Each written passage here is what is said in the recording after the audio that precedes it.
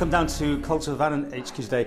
A lot of different languages are being spoken here today. With me is Julie, who we've talked to before, and obviously we know Adrian. Revitalisation of languages around the world is a sort of thing. We've got students here to talk about. And Julia, you're born over, yes?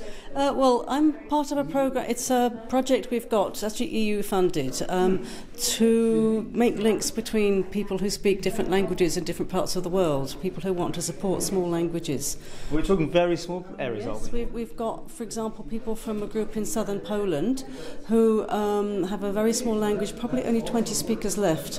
And Timek, who you may perhaps talk to, is the youngest native speaker of that language, and he's really spearheaded a whole revitalisation movement himself.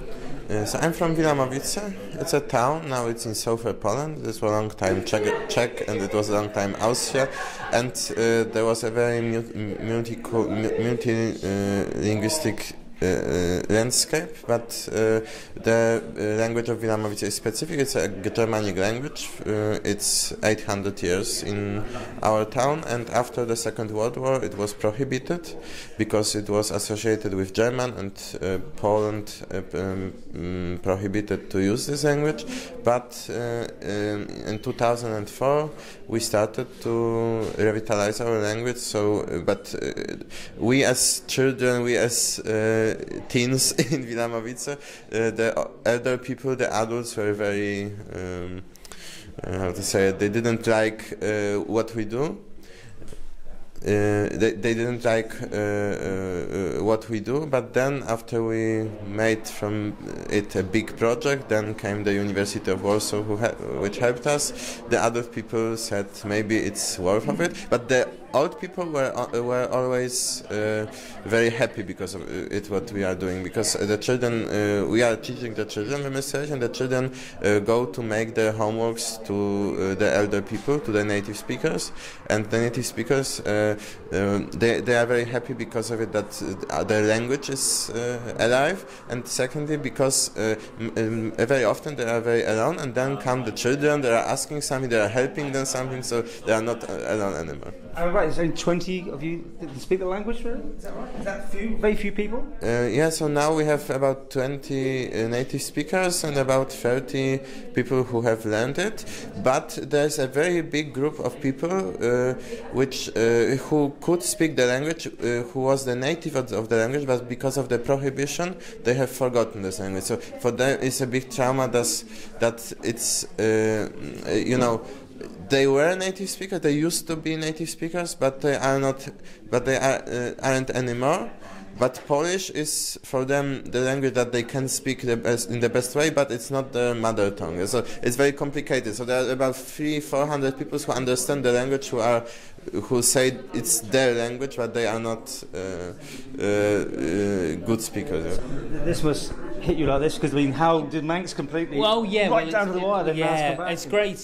Well, it's brilliant just having all these people in the Isle of Man. Really, they're here to learn about what we've been doing, and hopefully some of the successes here. They've got a whole full week of events, meeting that go to the Bunskal, the Manx Gaelic, Perry team, Culture Vannin. So hopefully it's great to meet people, and it's good that they're here because they think they can learn something from the experience here. Are you going to be teaching them Manx or something? Well, hopefully at some stage, yeah. I did encourage them to learn some Manx. Good, yes, good, I pointed them towards your website. Excellent.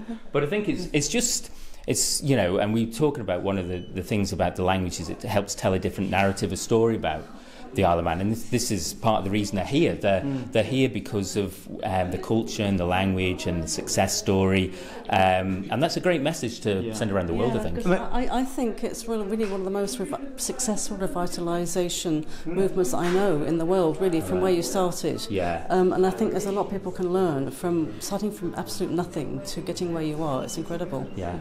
Oh, well, that's a great message. Story. Yeah. Where are you up to now? Do you actually roughly idea? Well, it's always difficult to get numbers of fluent speakers and stuff. But things, the Bunskal's going really well. The stuff we do at Culture Vannin, we've got loads of adults learning. We've got new courses online, and just a new one will be launching properly soon. Glossica, which is over 300 people on that learning language. Some really lots of good stuff, so it's nice to hear from someone who knows about language revitalisation that what we're doing here is good. Inspirational. I just finished my PhD from SOAS, University of London, and I'm from a small town on the border between China and Burma. So I looked into language choices among people who speak 4 languages on a daily basis in a very small village, also on the Burmese border with China. So one of the languages, which is my family language, is called Perla. So it's one of the Burmese languages. It's we still have about 400 speakers, so it's not that small compared to you and you. But I'm more of a language documenter, so I document language before it's dying out, so to say, because we have less and less people using this language because of overwhelmingly promotion of Mandarin Chinese, and we actually don't have any school programs. So it was very impressive for me to see that the school, like yesterday here, the students are learning different subjects through Manx. I think that was very impressive. Are you looking forward to your week in the Isle of Man anyway? Oh yeah, I've been here for 2 days already. 2 days? Yeah. So have you seen what we've got? Yes, I came yesterday and I really like it. I have heard much about the Isle of Man and about the language especially, and I was always wondering how does it look like, and I didn't think that I could come here, so I'm very happy to be here. Welcome, have a lovely time. Thank you very much.